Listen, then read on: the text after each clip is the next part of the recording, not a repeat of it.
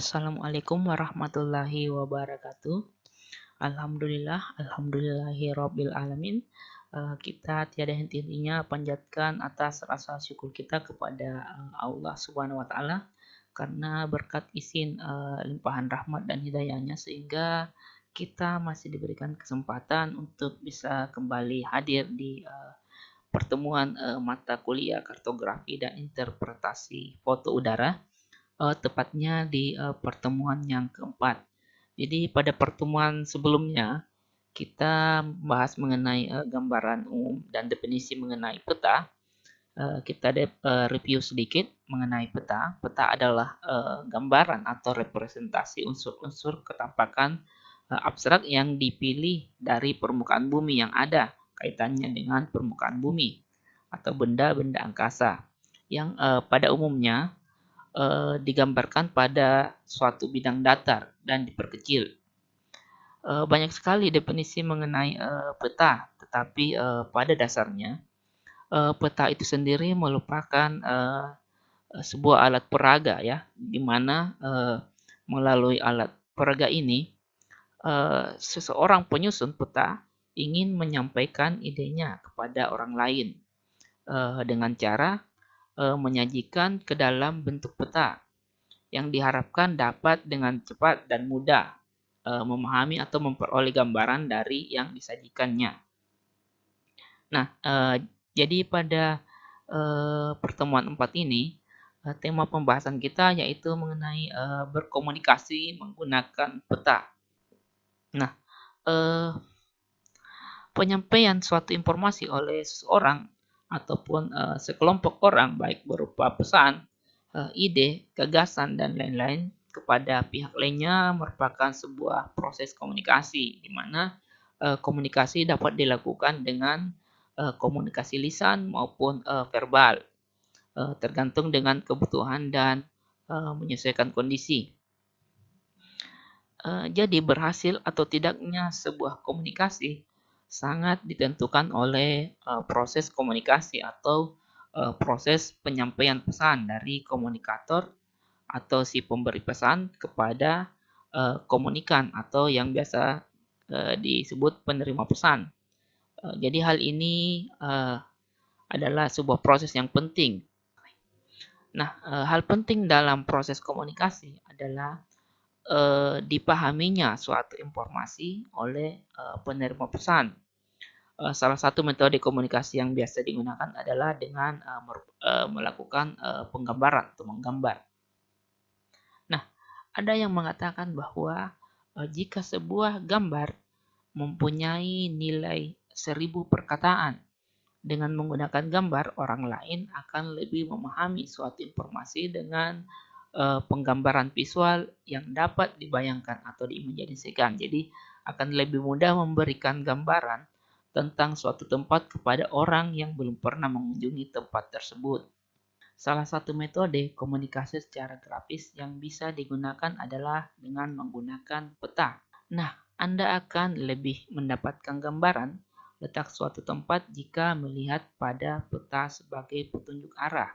Nah, pembuatan peta berfungsi untuk menunjukkan suatu posisi dalam hubungannya dengan tempat lain, menggambarkan bentuk permukaan bumi, kemudian menyajikan data potensi suatu daerah, memperlihatkan ukuran suatu daerah dengan proyeksi tertentu dan lain-lain. Nah, jadi pengertian peta sendiri merupakan gambaran dari permukaan bumi pada suatu bidang datar dan diperkecil dengan skala tertentu melalui suatu sistem proyeksi. Jadi studi pembuatan peta seperti yang kita pernah bahas sebelumnya yaitu merupakan kartografi, sedangkan orang yang membuat peta disebut kartografer atau ahli kartografer. Kemudian kita masuk pada proses komunikasi kartografi.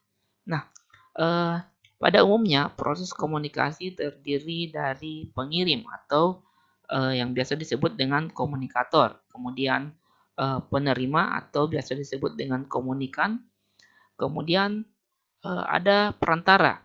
Nah, perantara dalam proses komunikasi bisa berupa lisan maupun tulisan.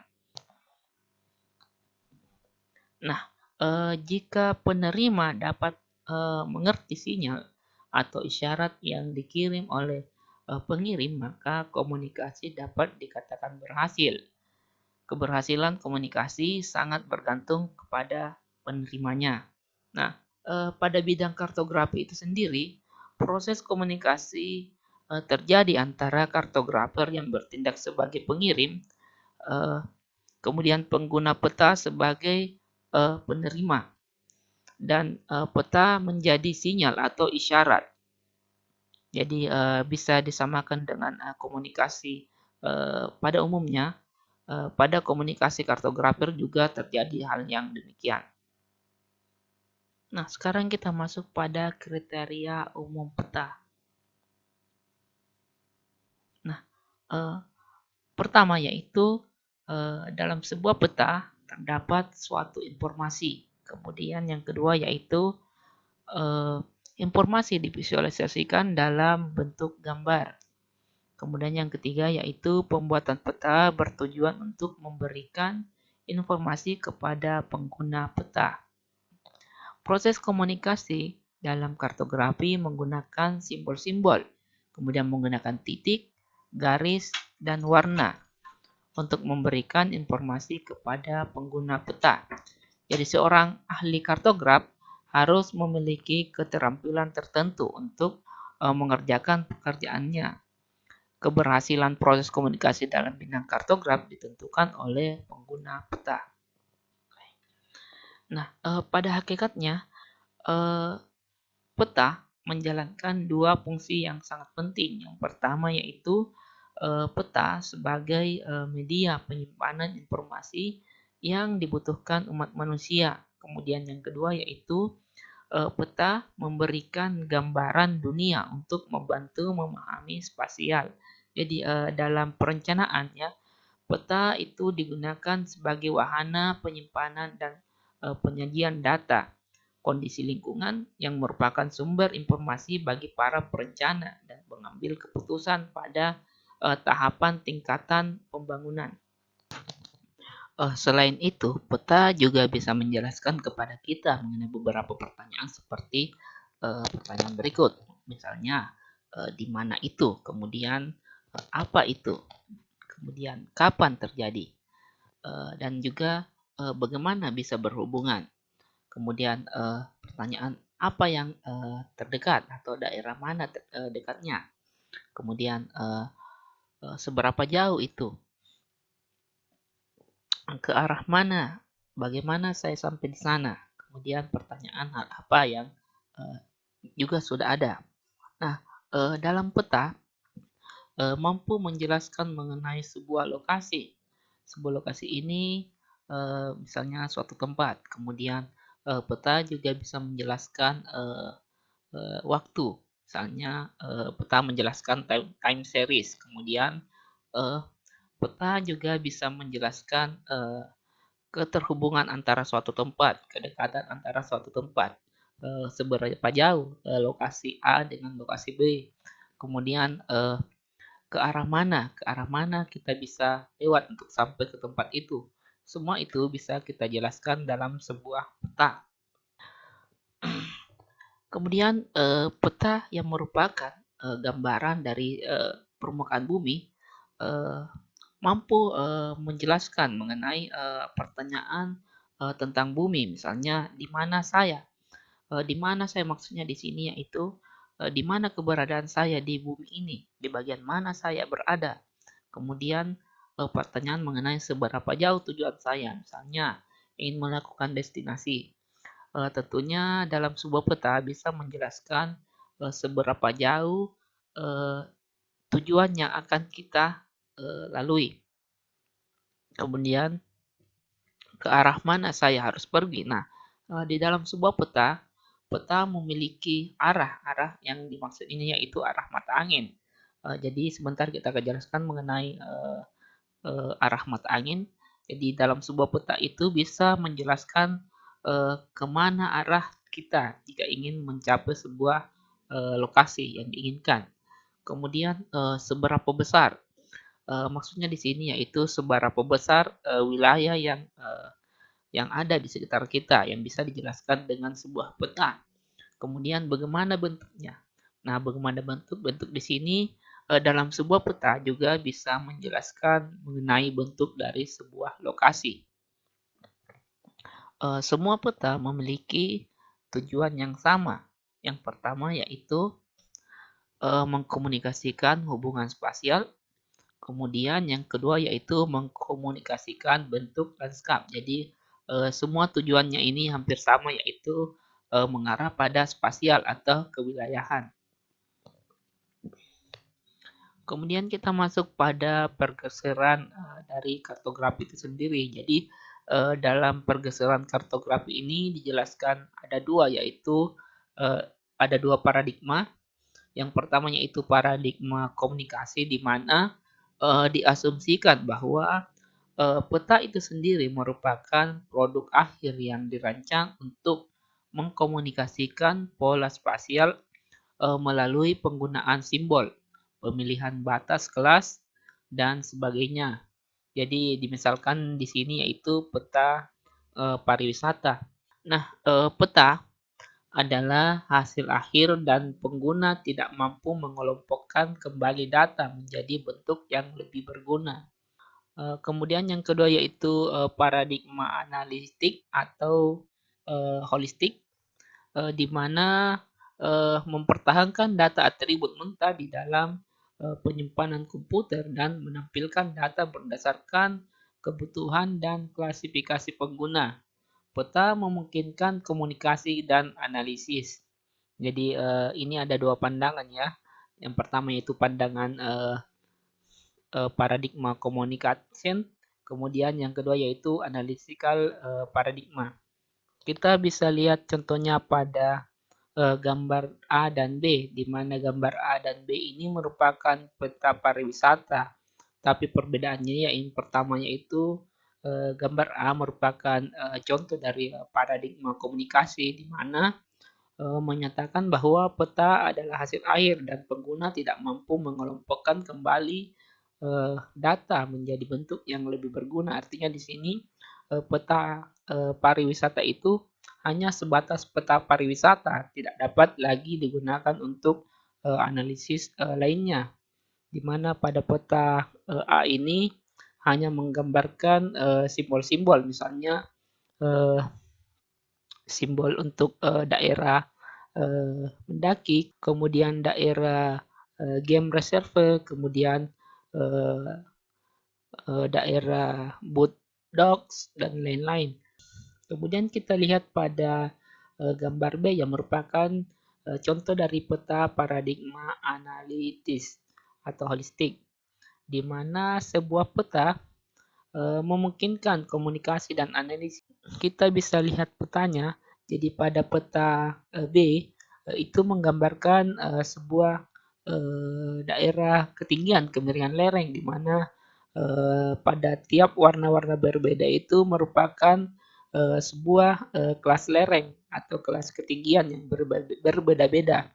Jadi pada peta B ini memungkinkan kita untuk menggunakannya pada kebutuhan peta lainnya. Jadi bukan hanya kebutuhan peta pariwisata saja, ini mungkin untuk beberapa analisis-analisis terkait dengan perencanaan suatu wilayah. Kemudian kita masuk pada informasi tepi, di mana informasi tepi ini merupakan kunci membaca sebuah peta. Mungkin teman-teman sekalian sudah pernah membuat peta di semester-semester sebelumnya. Jadi yang dimaksud dengan informasi tepi itu adalah informasi yang dimuat di sebelah kanan dari peta itu sendiri, di mana informasi tepi ini memuat mengenai judul peta, kemudian skala peta, legenda, insert peta, sumber peta, arah mata angin, dan lain-lainnya. Kemudian kita masuk pada informasi peta. Jadi informasi peta ini sendiri setidaknya terdiri atas kurang lebih 8 ya yang harus ada dalam sebuah peta. Yang pertama yaitu judul peta, kemudian skala peta, kemudian legenda, kemudian arah mata angin, kemudian nama dan tanggal, insert peta, kemudian label dan sumber dari peta itu sendiri. Jadi kita akan membahas satu persatu. Yang pertama yaitu judul peta. Kita masuk pada pembahasan judul peta. Nah, judul peta itu sendiri harus mencerminkan isi dari sebuah peta. Jadi misalnya kita lihat pada contoh gambar berikut. Ini merupakan peta eh, kesesuaian lahan tempat pembuangan akhir. Jadi judulnya ya harus mencerminkan dari isi dari peta itu sendiri. Seperti ini. Jadi dia harus jelas ya. Jadi contoh penulisan judul peta itu sendiri seperti ini. Peta kesesuaian tempat pembuangan akhir dalam kurung TPA di Provinsi Banten. Yang salah itu jika kita hanya menulis Provinsi Banten atau mungkin hanya menulis peta kesesuaian tempat pembuangan akhir.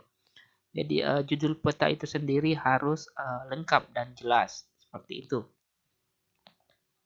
Kemudian yang kedua yaitu legenda.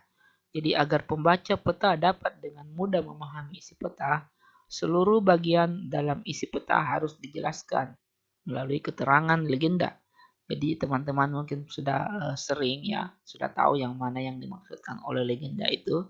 Jadi di legenda itu eh, gunanya yaitu untuk memahami unsur-unsur yang ada pada peta. Jadi semua yang tercantum dalam eh, isi peta, apakah dia warna atau simbol atau mungkin garis, lingkaran dan sebagainya itu harus tercantum dalam sebuah legenda.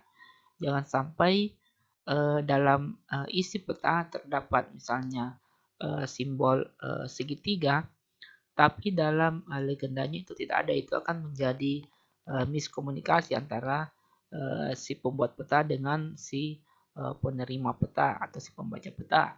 Seperti itu. Jadi misalnya ada warna merah di isi petanya, kemudian di legendanya tidak ada, itu yang akan menjadi miss. Seperti itu. Jadi semua warna, kemudian simbol, kemudian apapun itu harus termuat dalam sebuah legenda. Kemudian yang ketiga yaitu skala. Nah, skala sangat penting dicantumkan untuk melihat ketelitian dan kedetailan objek yang dipetakan.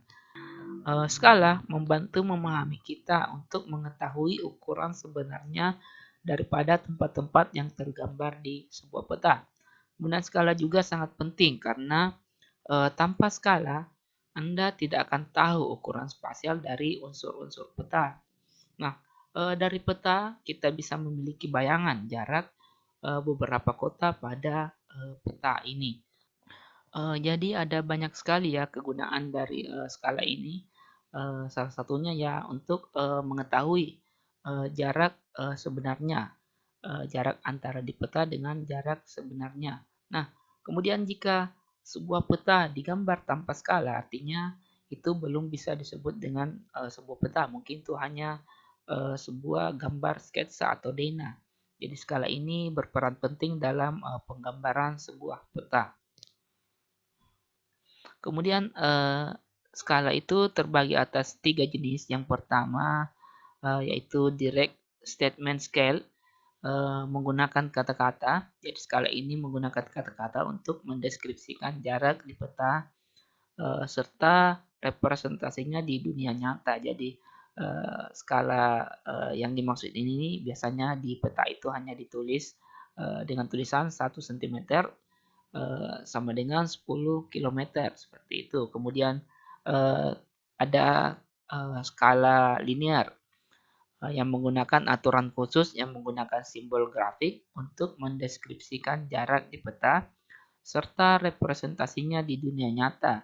Jadi skala linear ini biasanya digambar menggunakan simbol. Kita bisa lihat pada slide ya yang garis kotak-kotak hitam seperti itu. Kemudian yang ketiga yaitu representative fraction scale, di mana di skala ini menunjukkan rasio antara satu unit ukuran di peta dengan unit ukuran di dunia nyata. Seperti tulisan 1:50.000. 1 cm pada peta mempresentasikan jarak 50.000 cm di dunia nyata. Jadi yang skala yang sering kita gunakan dalam penggambaran peta yang pada umumnya yaitu eh, jenis skala nomor satu dan 2 biasanya. Dalam satu peta itu biasanya ada juga yang menggunakan kedua skala ini di jenis linear scale dengan representative fraction scale. Jadi ada juga yang menggunakan hanya satu jenis, ada yang menggunakan kedua-duanya. Jadi tidak apa-apa, ini tergantung dari kreasinya teman-teman. Apakah ingin menggunakan dua-duanya atau hanya menggunakan satu saja.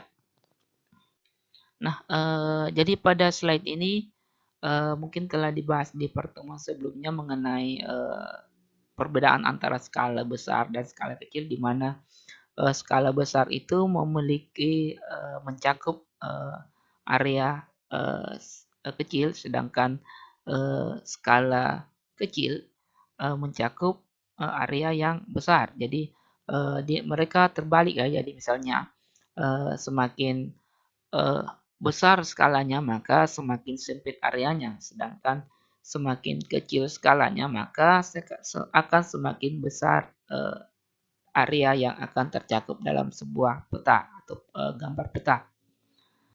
Nah, kemudian skala memetakan lokasi kita. Jadi dengan skala kita bisa memetakan di mana lokasi kita. Jadi skala itu kan perbandingan antara ukuran sebenarnya dengan jarak yang ada pada sebuah gambar peta. Jadi dengan mengskalakan gambar peta, maka kita akan mengetahui di mana lokasi kita pada peta di jarak sebenarnya. Kemudian yang keempat yaitu arah mata angin. Jadi arah mata angin dicantumkan dengan tujuan untuk orientasi peta. Arah utara lazimnya mengarah pada bagian atas. Jadi mungkin teman-teman yang sering menggambar peta, arah utaranya itu pasti di bagian atas gambar lembar kerja. Dan arah mata angin penting sehingga si pemakai dapat dengan mudah mencocokkan objek di peta dengan objek sebenarnya di lapangan. Jadi dalam arah mata angin itu bertujuan untuk mencari sebuah arah ya. Nah, dari arah mata angin ini terdapat 4 poin kardinal. Yang pertama yaitu utara, selatan, barat, kemudian timur. Nah, jadi pada semua titik memiliki derajat lingkaran yang sesuai dari 0 derajat hingga 360 derajat. Kemudian yang kelima yaitu inset peta. Nah, inset peta merupakan peta yang diperbesar dari bagian belahan bumi. Jadi, dengan adanya inset peta ini, kita jadi tahu di bagian bumi belahan mana peta gambar peta yang ada pada isi peta tersebut. Jadi, inset peta ini bertujuan untuk memperlihatkan di mana letak dari kejelasan letak dari sebuah peta yang kita gambar. Misalnya contohnya seperti ini. Kita ingin memetakan Pulau Jawa, artinya Pulau Jawa merupakan bagian dari kepulauan Indonesia yang diinsert. Jadi gambar isinya adalah Pulau Jawa, kemudian insertnya adalah gambar Indonesia seperti itu. Jadi mungkin teman-teman sering menggambarkan insert peta sudah tahu ya, di semester 2 sudah dijelaskan bagaimana insert peta itu. Kemudian selanjutnya yaitu sumber atau keterangan riwayat peta. Sumber ditekankan pada pemberian identitas peta meliputi penyusunan peta, percetakan, sistem proyeksi peta, penyimpangan deklinasi magnetis, tanggal atau tahun pengambilan data, dan tanggal pembuatan pencetakan peta, dan lain sebagainya yang memperkuat identitas penyusunan peta yang dapat dipertanggungjawabkan. Jadi sumber peta ini juga sangat penting ya untuk mengetahui dari mana sumber peta itu berasal. Jadi kita jadi tahu keakuratan dari peta tersebut. Seperti itu.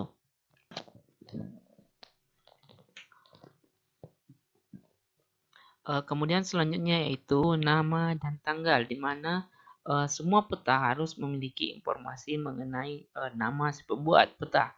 Kemudian semua peta harus memiliki tanggal pembuatan peta. Kemudian tanggal diperlukan karena unsur-unsur spasial dan informasi yang ada selalu berubah-ubah seiring waktu. Kemudian jika tidak ada tanggal, peta tersebut tidak bisa digunakan secara tepat sesuai dengan konteks waktunya. Jadi dalam penggunaan nama dan tanggal ini tidak kalah pentingnya karena dengan adanya nama dan tanggal pembuatan peta ini tentunya kita bisa menggunakan peta tersebut untuk keperluan-keperluan analisis. Misalnya kita sebagai seorang perencana ingin menganalisis peta perubahan penggunaan lahan.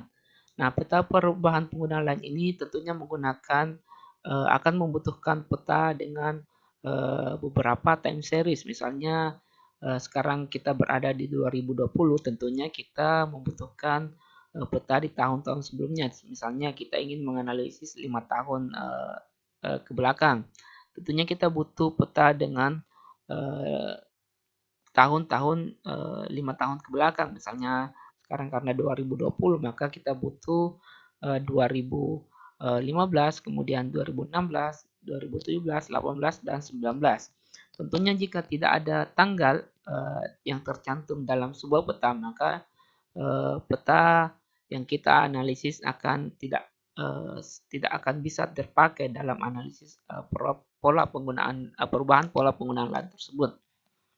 Kemudian selanjutnya yaitu label peta. Jadi dalam penggunaan label peta ada beberapa ketentuan-ketentuannya. Yang pertama yaitu label peta harus diketik, bukan ditulis tangan. Kemudian yang kedua yaitu jangan memberi label dengan arah vertikal, yaitu mengarah dari atas dan bawah.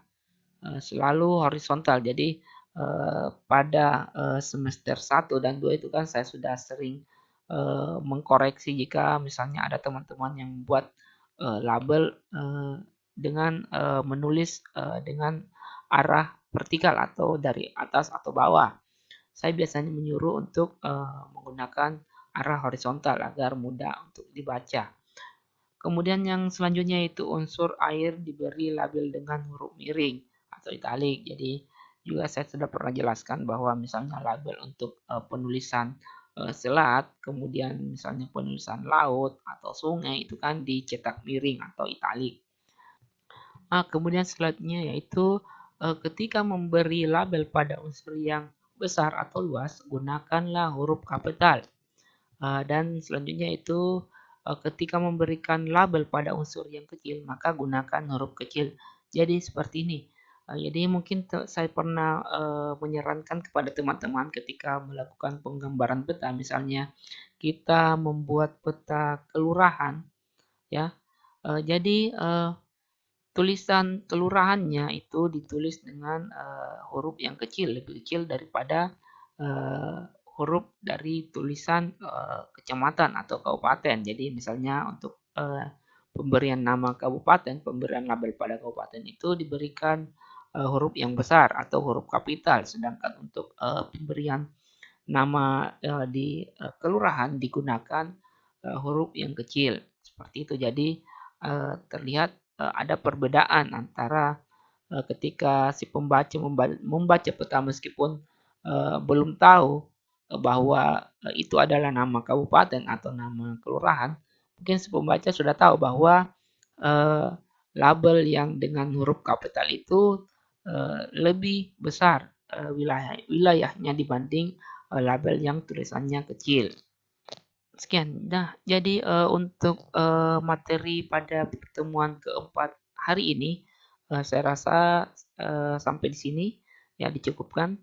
Dan untuk selanjutnya, seperti biasa, saya akan mengupload kuis ya di akun lenteranya teman-teman. Silahkan dicek di lenteranya masing-masing. Saya akan mengupload kuis.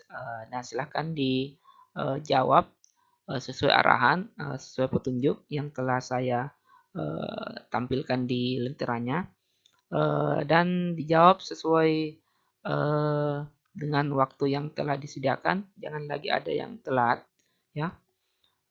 Baik, jadi saya akhiri dengan ucapan wassalamualaikum warahmatullahi wabarakatuh.